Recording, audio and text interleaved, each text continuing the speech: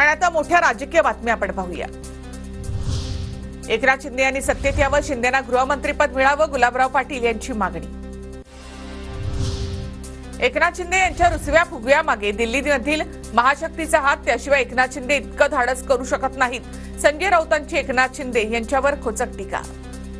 एखादी महाशक्ती पाठीशी असल्याशिवाय दिल्लीतली भारतीय जनता पक्षातलीच एकनाथ शिंदे हा खेळ करू शकत नाही, तेवढी हिंमत त्यांच्यामध्ये नाही।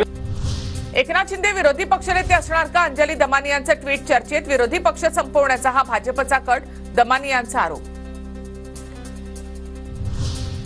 गृह खात्यानंतर महायुतीमध्ये गृहनिर्माण खात्यावरून रस्सीखेच सुरू असल्याची चर्चा।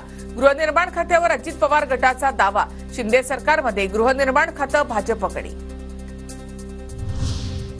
अमित शहा आणि अजित पवारांची आज भेट होण्याची शक्यता। मंत्रिमंडळासंदर्भात चर्चा होईल तेव्हा आम्ही आमची बाजू मांडू, सुनील तटकरे यांची माहिती। स्ट्राईक रेटनुसार भाजप 1, अजितदादा गट 2 आणि शिंदे गट 3 नंबरवर, त्यामुळे शिंदे निवडीच, आम्हाला देखील मंत्रिपद द्या, छगन भुजबळ यांची मागणी। फडणवीसांना डावलण्यासाठी महाशक्तीचा काही डाव चाललेला आहे का? संजय राऊतांचा सवाल। तर राऊत दिल्लीमध्ये असतात, त्यांच्याकडे जास्त माहिती असेल, भुजबळांचा टोला। केंद्रीय मंत्री रामदास आठवले यांनी घेतली जेपी नड्डा यांची भेट। महायुती सरकारमध्ये आरपीआयला 1 मंत्रिपद देण्याची आठवलेंची मागणी। महायुतीच्या 8 नेत्यांकडून एकत्रितपणे आझाद मैदानावर शपथविधी सोहळ्याच्या तयारीचा आढावा। मोदींच्या उपस्थितीमध्ये ऐतिहासिक शपथविधी सोहळा होणार।